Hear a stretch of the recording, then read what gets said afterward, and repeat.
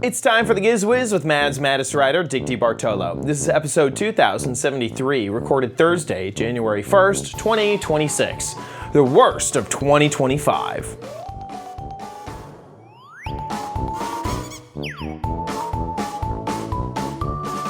On this episode of the Giz Wiz, we take a look back at 2025 and we take a look at the worst gadgets of 2025 via dangerous gadgets that we were afraid were going to electrocute ourselves, inedible food makers, and even vacuums with robot arms. All next on the Giz Wiz! It's the same dumb show with Dickie D and OMG chat on your PC. It's time for the Giz Wiz because gadgets are his business. They've got a gizmo sickness, geek disease, under pathology, rows and rows of USBs, glowing LEDs. Get ready for the Giz Wiz now. And here he is, the worst host of 2025. Hey, Dickie D, how you doing, Dickie D? I'm doing good, sir, and you? Doing good. Happy New Year. Happy The same to you. 2026. The same to you. It's fun we're recording This is this the year on... of CES, It is. so that all your gadgets are now or will be in the next 2 weeks obsolete. Exactly. The Consumer Electronics Show is coming in hot, like it always does. Which is actually, we are recording 2 episodes in the same day for CES. Because next week I will be there. Starting on Sunday, I'm actually flying out to CES. Big thank you to those of you who have helped fund the fundraiser at gizwiz.tv/CES. Thank you guys for helping us so far. We are, I think, 47%. I'm taking a look now of the way funded. 48% of the way funded. Okay, so basically you'll be going but not coming back. Exactly. Right. Yeah. The credit card statement may have something to say to me later, is what I'm telling you. Yes. And you'll be sleeping in the car for the final 2 nights. Yeah, I may have to barter my way home from Vegas. Hey, maybe we can take the 48% and turn it in to 480% in Vegas. That might have to be. It may need to be. I may have to put it all on a lucky number. I need your lucky number, Dick, for no particular reason. God. Oh my God. No. So that's up there at gizwiz.tv/CES. Really looking forward to. So I already have registration for PepCom, Showstoppers. I'm not. Do you think how keen are you on CES Unveiled this year? You know what? Under. The first couple of years it was terrible. The last 2 years I went, they had a lot of stuff, but the room was too small. They just seem never to quite do it 100% of the way. And, if you have nothing to do, I would go there.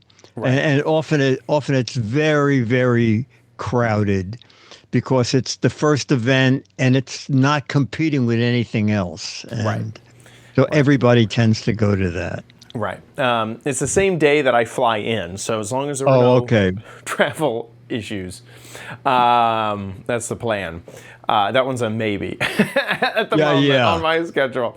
And then, of course, CES itself, which will start on, I think, Tuesday or Wednesday. I think Tuesday. Yes. So anyway, looking forward to that and all of the craziness that will be there. I'm looking forward to. I'm trying to help the Giz Wiz maybe get seen a little bit and maybe record a few shorts and TikToks. Those do really, really good, like Instagram that'd be great. Type things about some of the gadgets. That might be some fun content to get. So once again, please check out the fundraiser at gizwiz.tv/CES. Hey, and I'm excited that we're actually recording this on January 1st, the beginning of the new year. Last night, you did a special Giz Wiz to bring in the new year. How did that go? We had a lot of fun. It was Giz Wiz night, and I asked the chat room 2 weeks earlier, how about we do the Giz Wiz at 11 so we could welcome in the new year together? And people were all in for that. I think we had 68 people in chat, and it was great fun. And Dennis and I got all of my lighting stuffs together. And I think the first time in 2025, Dennis allowed himself to appear full face on camera. Woohoo! Kind of amazing. Things. Yeah. And then at midnight, I don't know, can you jump ahead to like 1 hour? Look at all the fun they had for an hour. We did. Fantastic. We did all questions about New Year's, when the first ball was, how much the ball weighed. And then when there at midnight, we had all the effects I have in the background going on. We had a Happy New Year hat for Charlie, which he wore during the day, no problem. But of course, on the show, he wanted nothing to do with the hat. No, he got camera shot of his costume. Yeah. Oh my gosh. I know, we had lighting. Oh, lots and lots of lighting. That's fantastic. It looks like just a grand time. It looks like you had just a blast. But there's a hat. Yay! Yay, there he goes.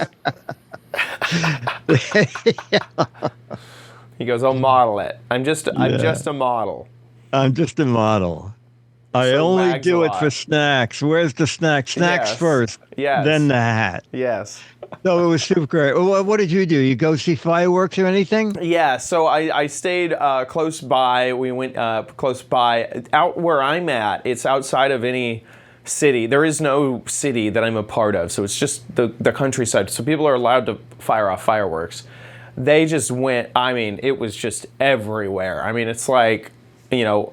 So it's legal? Yeah, so yeah. And full off fireworks, I mean, you could see people just firing them over their fence out of their backyard, you know? Like, it looked like, it sounded like a war zone of just like everywhere. And then just the whole skyline is just fireworks everywhere. You know, I live near Disney, so no one is like scared of fireworks, I guess. Can you see Disney fireworks? Yes. I can see Disney fireworks from nearby. I wasn't able to get an angle on them that night, but so yeah. I mean, it was just everywhere all at once. It went on for 15 minutes at least of just fireworks everywhere. So yeah. Oh my God! Very what fun. do the dogs think of it?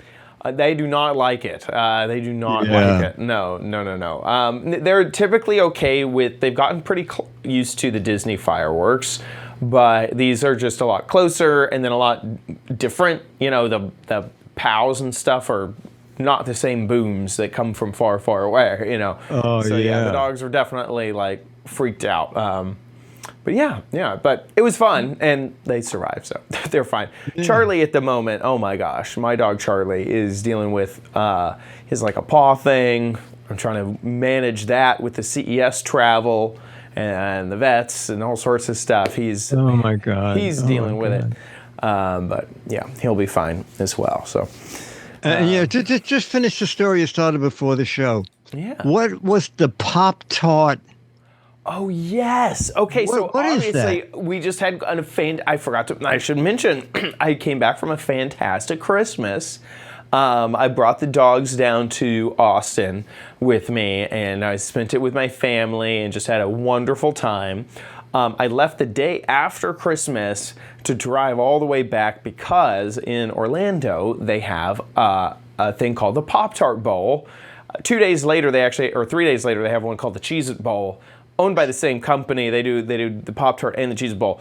Pop-Tart Bowl is the one that I care about. What's funny is the Cheez-It Bowl this year was actually UT Austin, UT Texas, which is where I was born and raised, and is my dad's college team. So it's kind of funny that they were playing there too.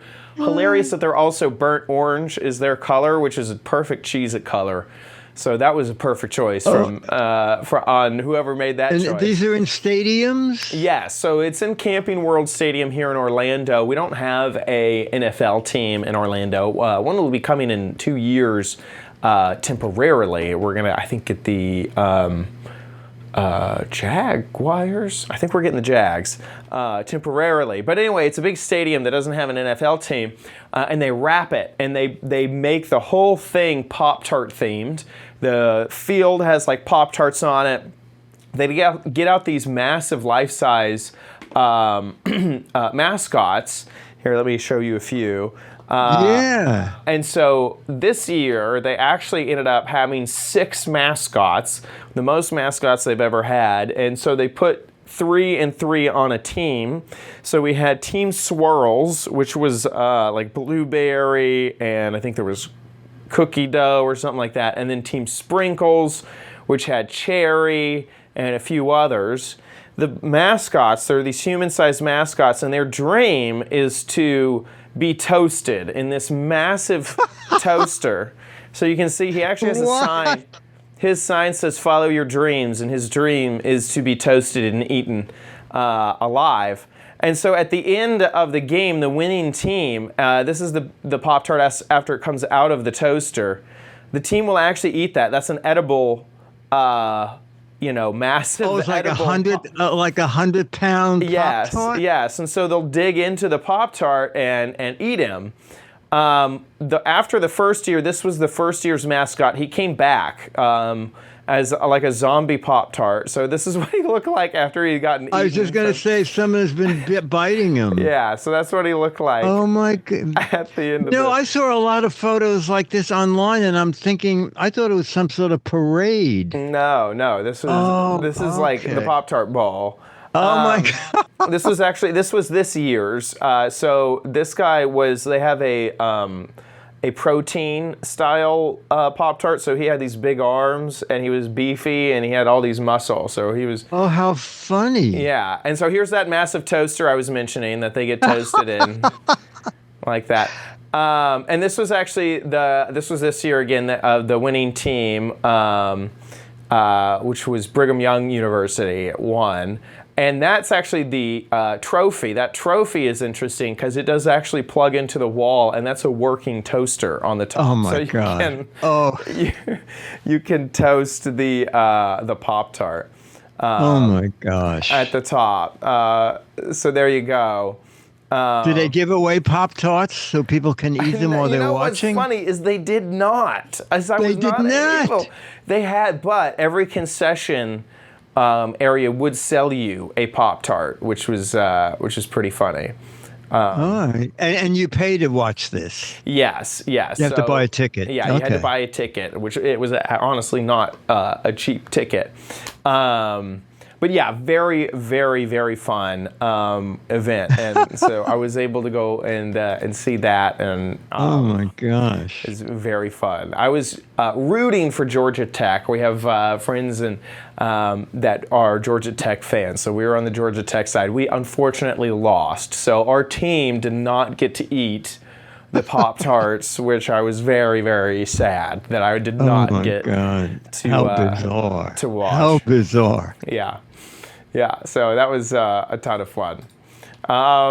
With that, let's jump into, we're just going to kind of go back and talk about all of the worst gadgets that we remember from the past year. We've organized these as kind of the oldest to the newest. They're not in perfect chronological order, but they're a little bit in chronological order.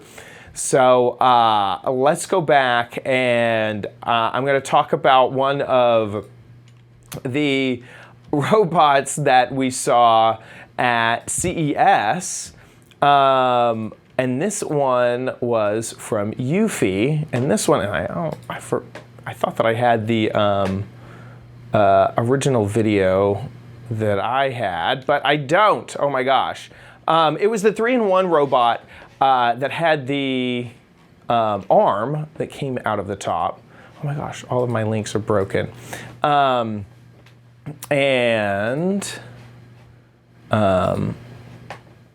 actually do have it right here. So it looks incredible. Here it is. And its main feature is that at the top of the robot, there is a mechanical arm hidden in this that will pop out and grab things. And it's on the worst of list because of it is a year later and we still don't have this gadget. I'm going to be keeping my eyes out for this at CES this next year, trying to see if I can find any update on this, or is this the new folding mate. I had actually recently seen another similar robot like this on TikTok, where it was in someone's house trying to get this done. So I'm interested to see if this is actually hitting the market now. And also, Dick, you and me both are already noticing from the press releases, this looks like this will be the year of the robots. The robots. I think 7 out of 10 press releases I got yesterday were all about robots doing everything. You'll just tell the robot to do something and then go on vacation. Mm-hmm. It'll clean your house, fold your laundry, go to work for you. I think that in past years we have seen trends and almost like memes pop up of everybody's doing the same type of thing. I remember 3D televisions was one year. Metaverse was like 2 years ago, 3 years ago. Everybody was like, this is our new metaverse creation. This year I think it is all going to be robots and plugging AI into that robot to get done all these things. Because truly thinking about it, that is the new frontier, is that we do have this layer of AI and we are able to get these robots made in China good enough that they'll have arms and they'll be able to have articulating vacuums and things like that. And that's always been the dream. It's like flying car or a robot maid. And so I think that's definitely going to be the major trend of the CES. I think so. Okay, moving on. This next gadget was dangerous. It seemed like it could cause some serious problems here. Fill me in, Dickie. It started out that it could do so many things. Dry your boots, and then you could take it out and use the extension to dry something that you had spilled. And then I started reading the reviews, and it said, I turned mine on, and 30 minutes in, it caught fire. And I thought, well, you know what? I got out of my giant fire extinguisher and put it next to the demo desk. And then, I don't know, can you turn the volume up? And here I think I'm saying, let's plug it in. And it got... Oh, yeah, here, we'll plug it in. Yeah. Oh, another review is... Can you smell it? Yeah. So this was supposed to heat the bag. So basically, it comes with a hanger. It comes with a couple of hangers. You hang this bag up. You put damp clothes in it. Unzip this. Oh, it's very hot. And then it'll dry clothes. And one woman said I dried a shag rug in it, and it worked pretty well. But most people hated it. All right, and it turned off. Uh-oh. This is all right. It stopped working. Oh my God.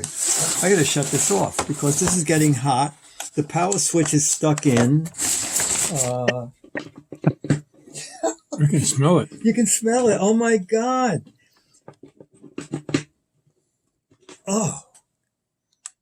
Oh my God. That is scary. That is freaking scary. You know, I'm wondering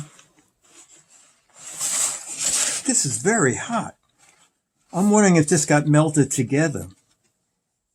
And the on button is the on button. Anyway. How to start a fire currently in unavailable. 30 My seconds guess or less. That from the complaints, they just took it off. But it's a clever idea, okay? And I found another one. Yikes. Yes, Yikes. Yeah. You could dry clothes, dry boots, dry rugs. But if they will overcome the catching fire thing, it might be a little better. Currently on Amazon, it is unavailable. Available. Yeah. This was it looks like even a different model. I think it is. Yeah. I think it is. That is hilarious. Yikes. Okay, next. This is a gadget that I had checked out kind of early on, and gosh, I forgot what the theme was for this one, but it is a new take on scissors, and the idea is that you use this mouse instead. You trap the paper underneath with that little metal mechanism, and then a blade would cut the paper, and so you would use this mouse instead of normal scissors. And oh my gosh, this was one of the worst gadgets. Let's get to the demo. It would rip the paper.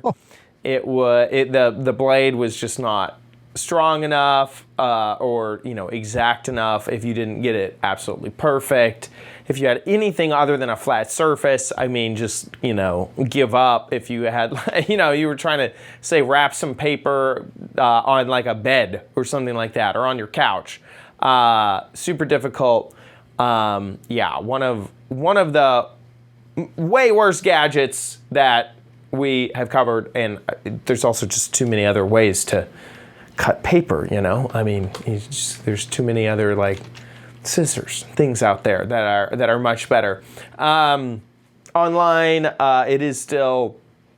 Oh no, it's not available. My link is dead. The link to where you can buy it not working anymore. Okay.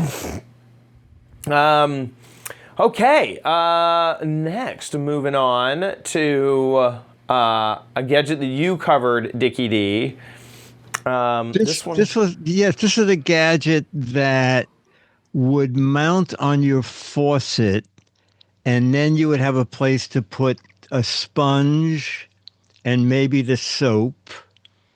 And then I realized I should have gone in and looked at my sink, because you really need a sink that has a very tall faucet, like in the photo. Right. So my sink is too low for this to fit on. Yes. Yeah. You see, right. Also, it's monstrous. It just seems so out of scale to what it's going to go on. But then we went up to Dennis's apartment, because he has a similar sink to the one in the photograph, but he didn't like the way it looked, and it just seems a little too gimmicky, and it also got in the way of the faucet sometimes if you were... Yeah, reaching over there to get to... Yeah, exactly. Yeah. So, I mean, maybe two people will like it, but in general... Yeah. You also have to have the perfect faucet for it. Yes, and the perfect size sponge and soap. Yeah. Yeah, so absolutely. That was not worth it. Oh my gosh. That's funny. Next is a gadget that I had gotten from, I think I actually got this one. Actually, I'm going to switch this up because, I have a link to a different gadget that I remember just not working out at all. This was, we were covering some of the pet gadgets. Yes. And this one, I'm actually kind of switching this up. We're going to go straight. This is weird because I'm wearing the same outfit in the footage that I'm cutting to. So here's me now. Oh, that's so funny. Me in the past.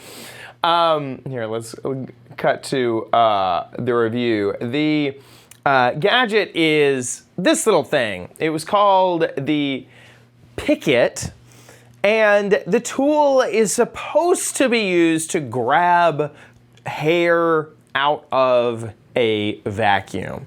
And it's made a little bit like a key, like it could go on a key ring.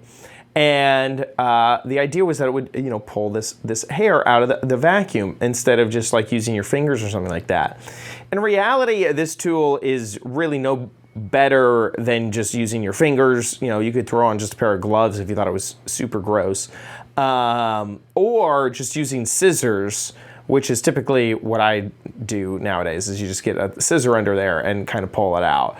I've had this thing kind of now floating around, my apartment, just sitting there for the one time that I'm gonna have to do this maneuver. I have to pull the hair out once or twice a year. It doesn't happen.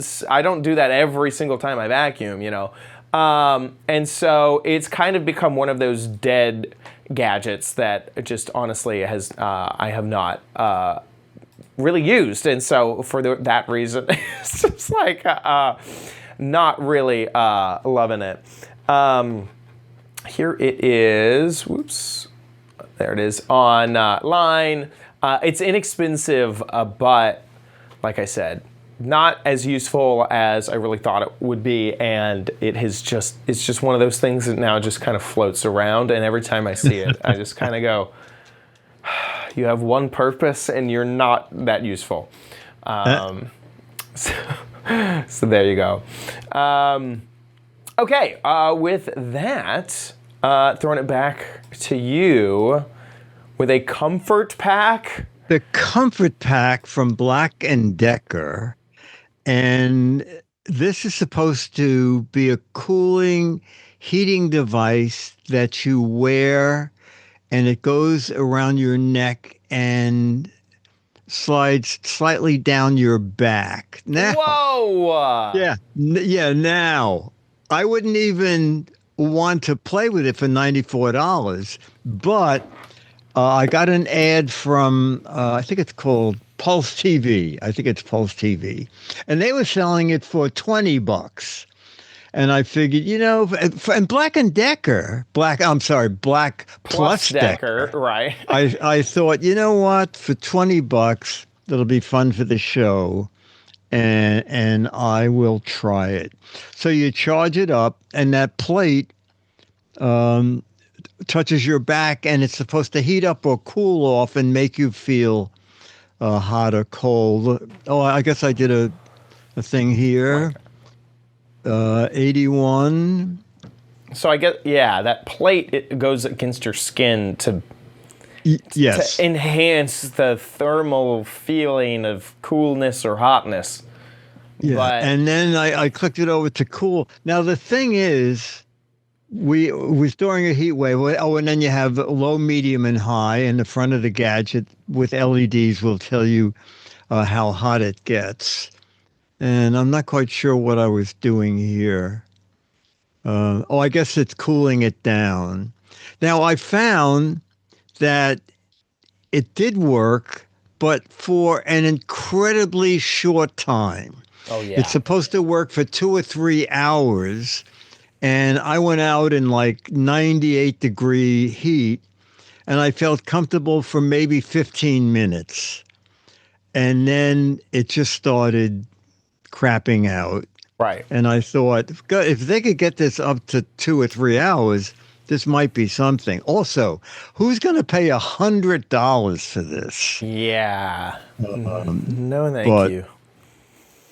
It's certainly not worth it. No. I mean, as someone who lives in a very hot climate, I just can't imagine a 3-inch square on my back making me, like, even if it worked just like intended, a little AC unit, I still don't think that would make me feel much nicer and cooler, and not for $100. That seems... No, not at all. Not at all. Excessive. Yeah, I would not have bought it if it didn't say Black Plus Decker, but right. It didn't catch fire, so that's good.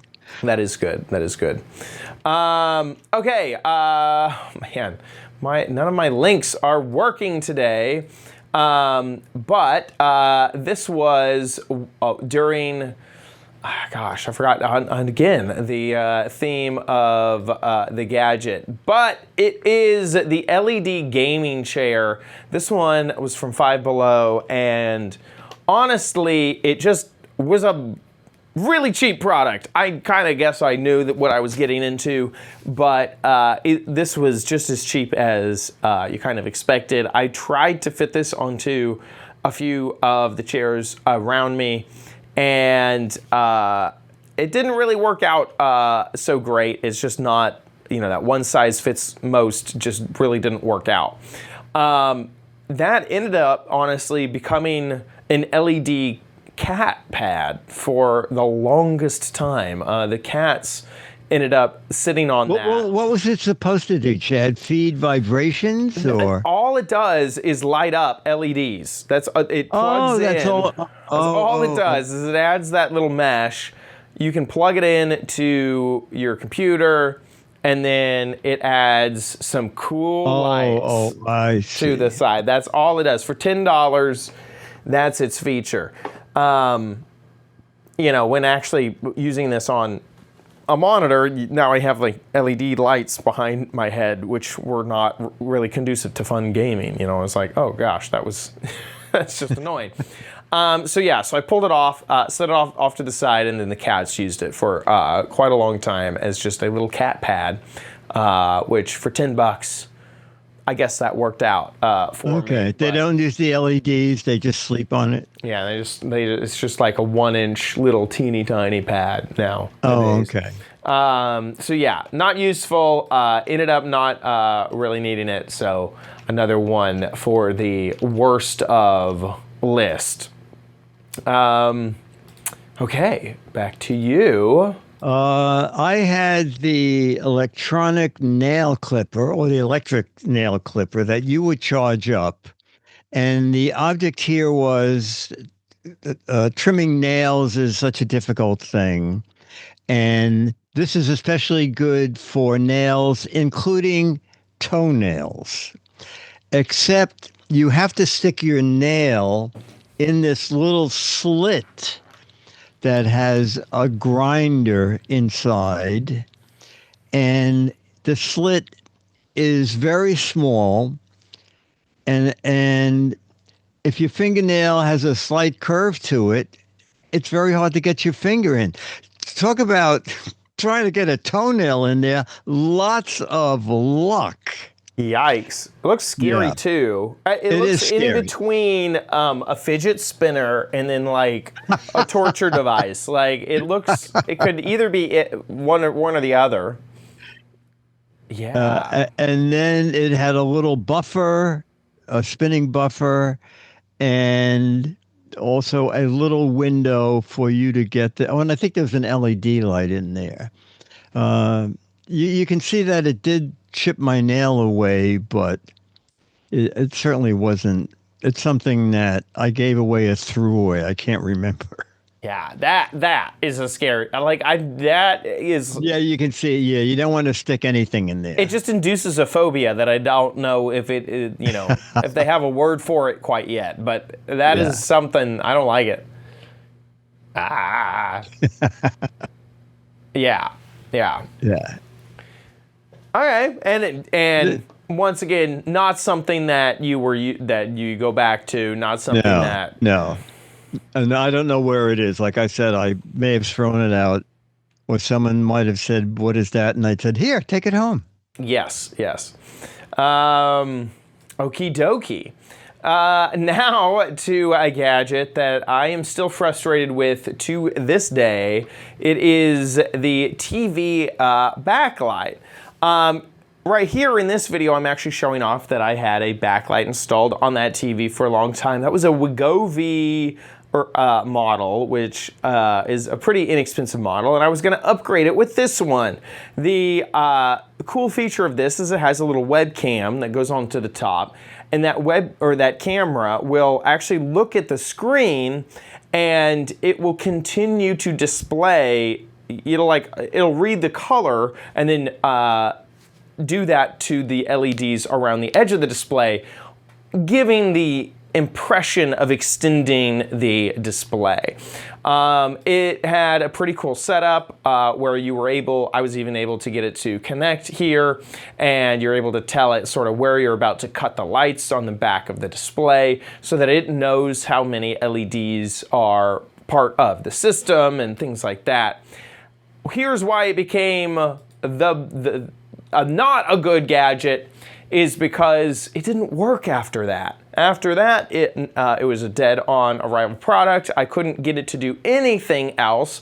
And to rub salt in the wound is that I had to remove the other LEDs from my working system to remove this one.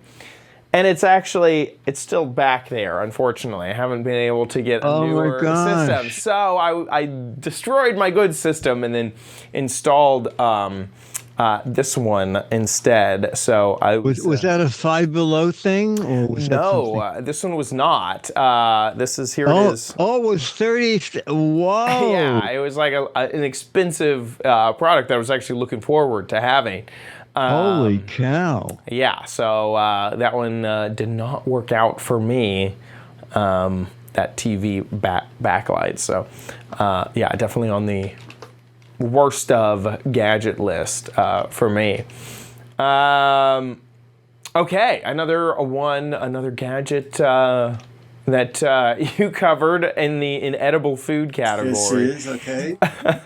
I love pizza, and especially DiGiorno pizza. And Dennis and I can't finish a whole one, but leftover pizza is very hard to. I mean, you can heat it in the microwave, plain, and it'll be warm but very soggy. And then I saw the ad for the microwave crisping plate, also crisps bacon, and I thought, oh, this could do it. And then when it just arrived in a bag with basically, I think it said, put pizza on plate and heat for the recommended time. Now, it didn't say what the recommended time might be. It just says do put the it recommended on one, yeah. for the recommended time. Anyway, I put it in for like 3 minutes. Then I put it in for more minutes, and all it ever did is exactly what it does when you put pizza in a microwave without the $15.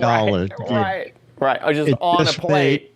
Yeah, exactly. It just made hot, drippy, limpid pizza. So that was $15 out the window. So forget the crisping tray. We haven't had much. We haven't had much. I do remember there was an egg product that I really liked. It was like a ceramic egg thing, but and then is there any other microwave? The Fasta pasta, the faster that is great. The Fasta pasta. Yeah, we used ours yesterday. Yeah. Oh, wait a minute, Becky. Reheat pizza in a frying pan. Oh. I've seen that too, over the stove as you put... Over the stove? Okay, Yeah, okay. yeah. Oh, no. Eric Deckman says cold pizza is good, too. No. I'm one of the cold pizza people. I don't mind a cold slice. And I've been around folks that... Yeah, no, that's not how that works. For Dan them. likes soggy pizza? Okay. All right. Okay. Yeah, the Fasta pasta is great. Just great. That's great. One more of the worst of gadgets for you. Oh, you know what? Just put it up so people can see what it looked like. It was called the headlight fan. And oh my gosh. Yes. And hopefully you can see me wearing it. So I'm thinking, this is good. I walked Charlie at night. It was during the summer. It was one of those things where even at night it was usually in the low 90s. And I thought, this is great. I can see Charlie walking, pick up poop. I'll be cool. Oh my gosh. So the problem is when you the light sign is shining up toward the ceiling. When you put the light down so that you can see, the fan is in your face. Oh my gosh. Yes, it was one of the stupidest designs. I agree. Yeah, it looks kind of like you're one of those old-timey doctors with the one with the like circular mirror thing. Yes, like a scientist would wear, Yes. or a surgeon. It was USB. I guess that looks like micro. Yeah, USB. micro it was. Yeah, this was Whoa! What a goofy real- gadget. a real piece of crap. Yes, I agree. That is hilarious, and that is wrapping up the worst of gadgets. Don't go anywhere though if you're listening, because we get to find out what the heck was it. And we get to see the new What the Heck Is It at gizwiz.biz. That's where you can go to find articles about every gadget that we cover on the show. So if you ever need a link back to any of these worst of gadgets, that's where you head.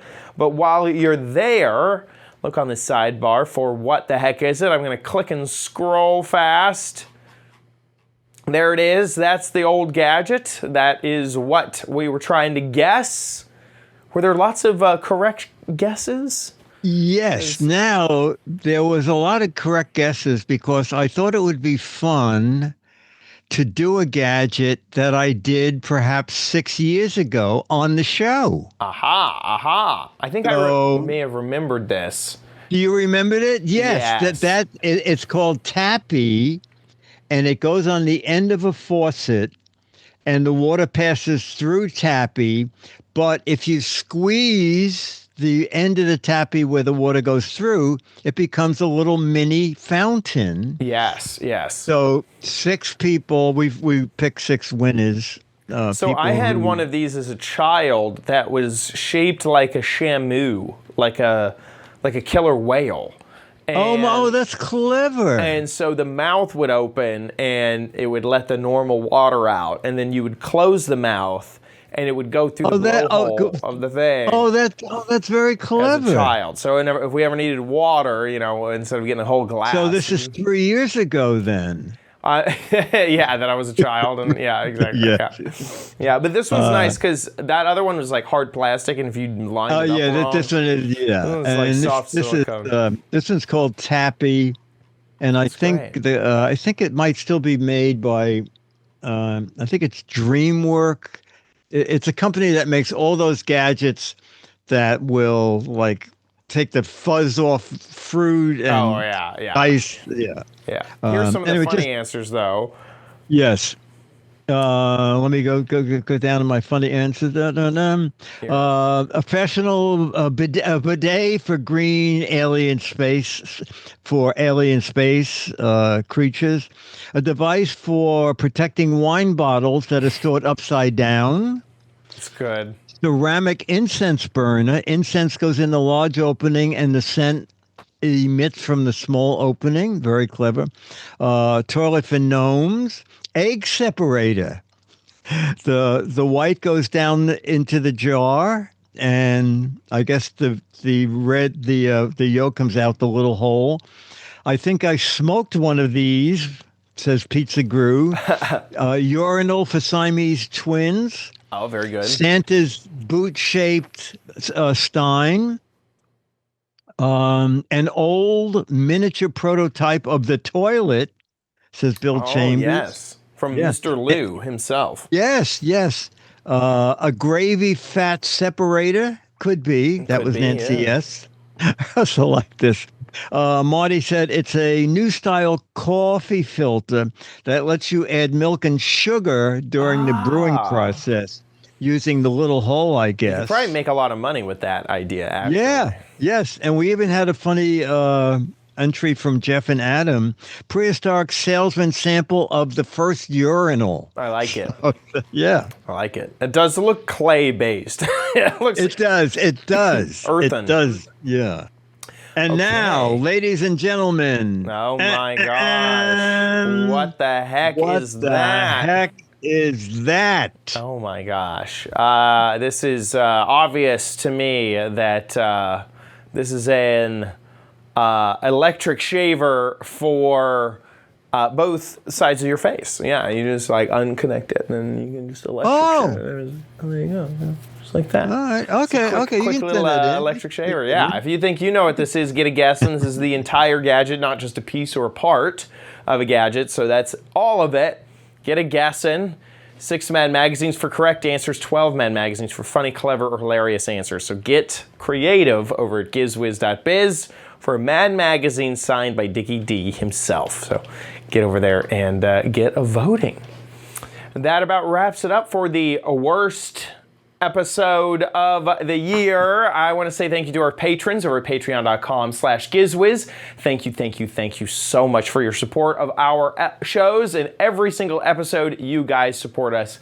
Thank you. If you like the show, please consider giving back and supporting every episode at patreon.com/GizWiz.